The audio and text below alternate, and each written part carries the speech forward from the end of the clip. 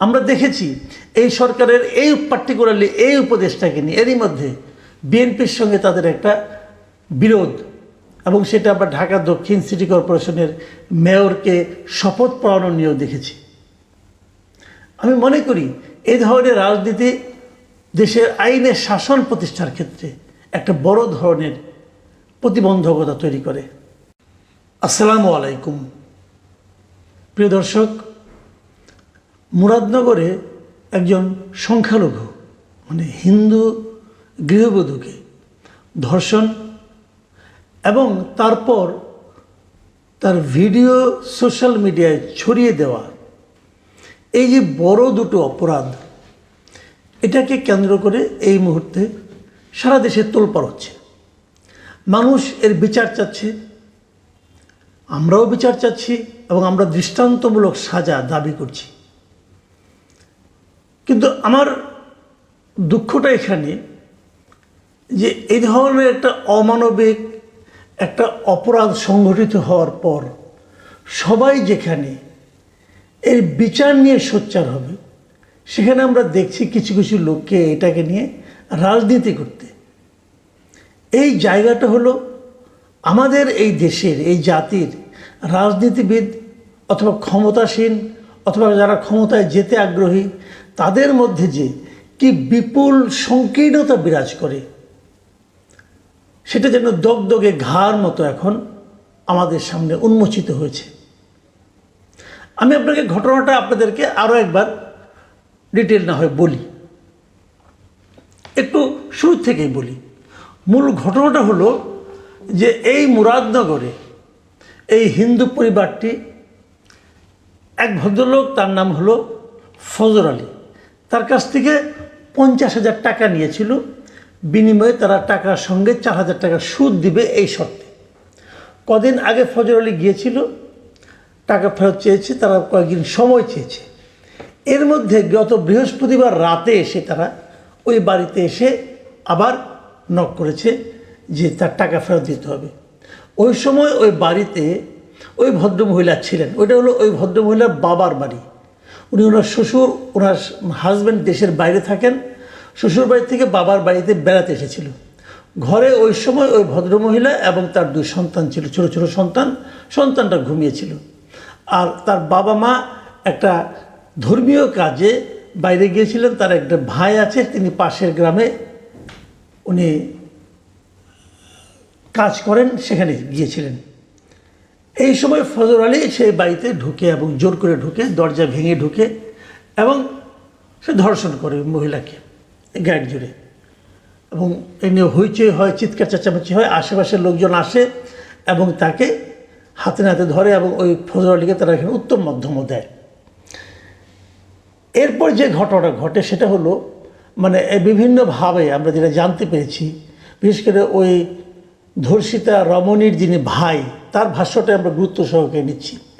এই ভদ্রলোক বলেছেন যে এই ফজর আলীর ভাই শাহপরাণ, তার সঙ্গে 2 ভাইয়ের মধ্যে একটি ঝামেলা ছিল, এবং এই ঝামেলাকে কেন্দ্র করে তার ভাই নিজে এই ঘটনার ছবি তুলেছে, নিজে এবং তার লোক দিয়ে, এবং সেই ছবিটা সোশ্যাল মিডিয়ায় ছড়িয়ে দিয়েছে। এই হলো ঘটনা। এই ঘটনাকে কেন্দ্র করে পরদিন ওই ভদ্রমহিলা থানায় মামলা করেছেন। এরকম অনেক কিছু হয়েছে। প্রথম দিকে দেখা গেল যে এইটা ভিডিওটা ছড়িয়ে পড়ার পর নানা ধরনের বিকৃত মানুষ আমাদের এই সমাজে আছে, তারা সেখান থেকে মজা নেওয়ার চেষ্টা করলো, এবং তারপর দেখা গেল কেউ কেউ বলতে শুরু করলো যে এই ফজর আলীর সঙ্গে ওই হিন্দু ভদ্রমহিলার একটা বিবাহ বহির্ভূত সম্পর্ক আছে, এবং এটা একটা মোটেই ধর্ষণের কিছু নয়। এরকম নানাভাবে ওই মহিলার অভিযোগকে, ঘটনাটাকে ছোট করে দেখানোর একটা প্রবণতা শুরুর দিকে আমরা দেখলাম। তারপর পুলিশ সেখানে গেল, পুলিশ তদন্ত করলো, এবং পুলিশ বলল যে না, এটা সে ধরনের কোনো অন্যরকম কোনো সম্পর্কের কোনো সুযোগ নেই। মহিলাটা আসলে পাশবিক নির্যাতনের শিকার হয়েছে। মহিলাটা একটু সহজ সরল, এইটুকুই, যে কারণে হয়তো অনেকে অন্যরকম ধারণা করেছে। কিন্তু পুলিশ বিষয়টাকে বেশ গুরুত্ব সহকারেই নিয়েছেন। এখন মামলা হয়েছে একাধিক, একটা ধর্ষণের মামলা, আরেকটা হলো ভিডিও কারা ছড়িয়েছে তাদের বিরুদ্ধে পর্নোগ্রাফির মামলা। যারা ভিডিও ছড়িয়েছেন তারাও কিন্তু অত্যন্ত বড় অপরাধ করেছেন। তারা তো ভিডিও করতেই পারেন না, এক নম্বর। দ্বিতীয় কথা হলো, যদি করে থাকেন সেটা ওনারা পুলিশকে দিতে পারেন এভিডেন্স হিসাবে, কিন্তু তারা সোশ্যাল মিডিয়ায় সেটা ছড়িয়ে দিলেন কেন? এই ঘটনাগুলো নিয়ে আলোচনা, হইচই, এবং এরই মধ্যে আসামিদের মধ্যে বেশ কয়েকজন গ্রেপ্তার হয়ে গিয়েছে। ফজর আলী গ্রেপ্তার হয়েছে এবং আরও দু একজন যারা ভিডিও ছড়িয়েছে তাদেরকে গ্রেপ্তার করা হয়েছে। এই পর্যন্ত ঘটনা, এবং পুরো ঘটনাটা কিন্তু ভয়ঙ্কর একটা ঘটনা। কিন্তু এখন দেখেন রাজনীতিটা কোথায়? রাজনীতিটা হলো, আপনাদের মনে আছে মিস্টার সাদিক কায়েম, যিনি ফেসবুকে মোহাম্মদ আবু সাদিক নামে লিখেন। উনি একসময় শিবিরের নেতা ছিলেন, ঢাকা বিশ্ববিদ্যালয়ের শাখা শিবিরের সভাপতি ছিলেন। উনি তার ফেসবুক স্ট্যাটাসে একটা স্ট্যাটাস দিয়েছেন। উনি কী লিখেছেন আপনাদেরকে আমি পড়ে শোনাই। মিস্টার আবু সাদিক লিখেছেন, বাবার বাড়িতে বেড়াতে এসেছেন হিন্দু সম্প্রদায়ের এক নারী, ঘরের দরজা ভেঙে তাকে ধর্ষণ করেছে স্থানীয় এক বিএনপি নেতা। খেয়াল করবেন, স্থানীয় এক বিএনপি নেতা। ঘটনা কুমিল্লার মুরাদনগরের। আমাদের জুলাই বিপ্লব হয়েছে জনতার নিরাপত্তা দেওয়ার জন্য। নির্যাতিত বোনটির কাছে এখন কি জবাব দিব আমরা?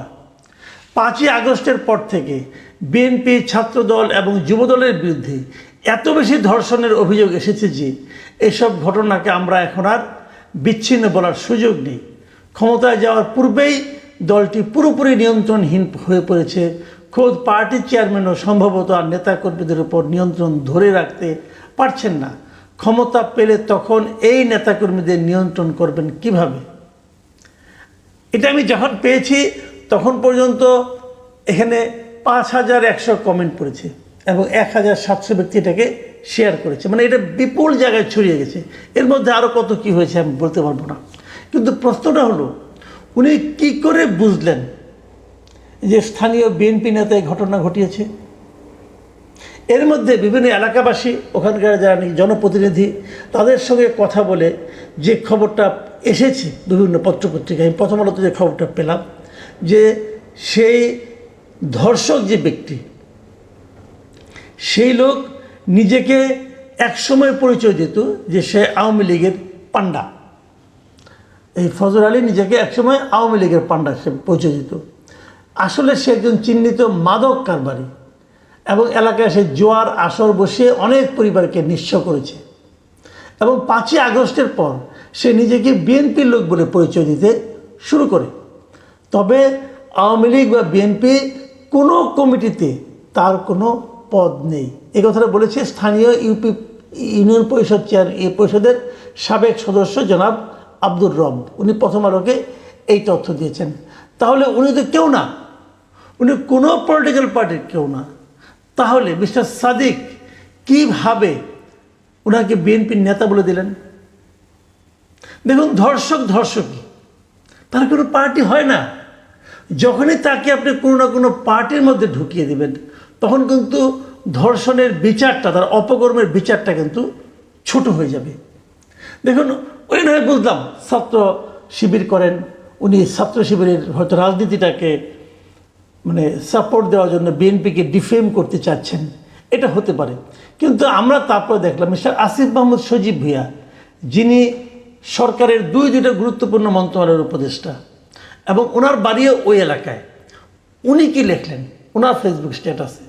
উনি লিখছেন যে মুরাদনগরের সব আওয়ামী সন্ত্রাসীদের যারা আশ্রয় প্রশ্রয় দিচ্ছেন, পুনর্বাসন এবং ক্ষমতায়নের মাধ্যমে সাধারণ মানুষের উপর অত্যাচার, নির্যাতন, চাঁদাবাজি, ধর্ষণের উদ্দেশ্যে ছেড়ে দিয়েছেন, আজকের পরিস্থিতির জন্য তারাই দায়ী। তার মানে উনি একটা অদৃশ্য গোষ্ঠীকে দায়ী করছেন এখানে। মানে উনি তার নিজের ফেসবুক পেজে এই কথাগুলি বলেছেন। এবং সেখানে উনি আরও লিখেছেন যে এর আগেও চাঁদাবাজকে হাতে নাতে গ্রেপ্তার করায় তাকে ছিনিয়ে নিতে থানায় হামলা ভাঙচুর করে এক মাফিয়া বাহিনী। কে এক মাফিয়া বাহিনী? উনি কাকে ইঙ্গিত করেছেন? সবাই জানে গত কয়েক মাস ধরে আসিফ মাহমুদ সজীব ভুঁইয়া মুরাদনগরকে কেন্দ্র করে যে সমস্ত কথাবার্তা বলছেন, তার মূল লক্ষ্য, আক্রমণের লক্ষ্য কিন্তু স্থানীয় বিএনপির নেতাকর্মীরা। এবং উনি লিখেছেন এখানে আজকে আমি লজ্জিত, আমার বলার ভাষা নেই। আহা, এলাকার লোকজন দেখা হলেই বলে গণ অভ্যুত্থানে দেশ মুক্ত হয়েছে, কিন্তু মুরাদনগর আরও বড় মাফিয়াদের দখলে গেছে। তার মানে উনি বলতে চাচ্ছেন যে হাসিনার আমলে যে মাফিয়ারা এখানে ছিল তার চেয়েও বড় মাফিয়াদের কবলে এখন মুরাদনগর পড়ে গেছেন। এই যে কথাটা উনি বলেছেন, এই কথাটা আসলে কতটুকু গ্রহণযোগ্য? নাকি এটা কেবল দলীয় স্বার্থের জন্য বলেছেন? উনি একটা দলকে উনি নিজেও নির্বাচন করতে চান বলে আমরা শুনেছি, এবং ওই নির্বাচন করতে চাওয়ার ক্ষেত্রে ওনার যারা সবচেয়ে বড় প্রতিদ্বন্দ্বী মনে করেন উনি, তাদেরকে বেইজ্জতি করতে, তাদেরকে সামাজিকভাবে হেয় প্রতিপন্ন করতে উনি কিন্তু ধর্ষণের মতো একটা ঘটনাকে কিন্তু রাজনীতির মধ্যে ঢুকিয়ে দিচ্ছেন। এটা কেন? উনি যখন সরকারে থাকেন তখন তো এটা ভয়ঙ্কর। ওনারা যদি এই ধরনের কথা উনি বলেন তাহলে সে কথার কী জবাব আছে? দেখুন, পুলিশ কিন্তু প্রেস রিলিজ দিয়েছে। পুলিশ যেটা বলেছে যে তারা মামলা করেছে এবং সেই মামলা করে তারা তাদেরকে ধরার চেষ্টা করছে। এর মধ্যে 3 জনকে ধরাও হয়েছে, গ্রেফতার করা হয়েছে, এগুলি উনি বলেছেন। বিএনপির যিনি মহাসচিব আছেন মির্জা ফখরুল ইসলাম আলমগীর, উনি এরই মধ্যে এই উপদেষ্টা আসিফ মাহমুদ সজীব ভুঁইয়ার বক্তব্যের তীব্র প্রতিবাদও করেছেন এবং তিনি বলেছেন ওই এলাকার একজন উপদেষ্টা নিজের স্বার্থসিদ্ধির জন্য মুরাদনগরে ক্রমাগত ক্ষমতার অপব্যবহার করে যাচ্ছেন। দুষ্কৃতিকারীরা আশকারা পেয়ে সমাজবিরোধী নানা অপকর্মে মেতে উঠেছে। এক্ষেত্রে তারা দেশ বিদেশ থেকে অবিরাম মদত পাচ্ছে। উপদেষ্টা যদি জনসেবার চেয়ে আত্মসেবাতেই ব্যস্ত থাকেন তাহলে এলাকায় শান্তি বিঘ্নিত হবে। মুরাদনগরের বাসিন্দা উপদেষ্টা হওয়ার পর থেকেই আওয়ামী এমপিদের মতো এলাকায় আধিপত্য ও প্রভাব বিস্তারে ব্যস্ত হয়েছেন। মির্জা ফখরুল ইসলাম আলমগীর কিন্তু এলোমেলো লোক নন। উনি যখন এই ধরনের কোনো একটা কমেন্ট করেন সেটাকে অবশ্যই গুরুত্ব দিতে হবে। আমরা দেখেছি এই সরকারের এই পার্টিকুলারলি এই উপদেষ্টাকে নিয়ে এরই মধ্যে বিএনপির সঙ্গে তাদের একটা বিরোধ, এবং সেটা আমরা ঢাকা দক্ষিণ সিটি কর্পোরেশনের মেয়রকে শপথ পড়ানো নিয়েও দেখেছি। আমি মনে করি এই ধরনের রাজনীতি দেশের আইনের শাসন প্রতিষ্ঠার ক্ষেত্রে একটা বড় ধরনের প্রতিবন্ধকতা তৈরি করে, যা নাকি আসিফ মাহমুদ সজীব ভুঁইয়া ক্রমাগত অনবরত বিরতিহীনভাবে করে চলেছেন এবং ডক্টর ইউনূসের সরকার সেটাকে প্রশ্রয় দিয়ে চলেছেন। এই সরকারের উপর একটা বড় দায়িত্ব আগামীতে রয়েছে, একটা নির্বাচন করা। কিভাবে সম্ভব হবে যে তাদের একজন উপদেষ্টা এতটা পক্ষপাতদুষ্ট হন? প্রিয় দর্শক, আমার মনে হয় এই সমস্ত বিষয় আমাদেরকে খেয়াল করতে হবে এবং যার যার জায়গা থেকে স্বর উচ্চকিত করতে হবে। এখন এ পর্যন্তই। আল্লাহ হাফেজ।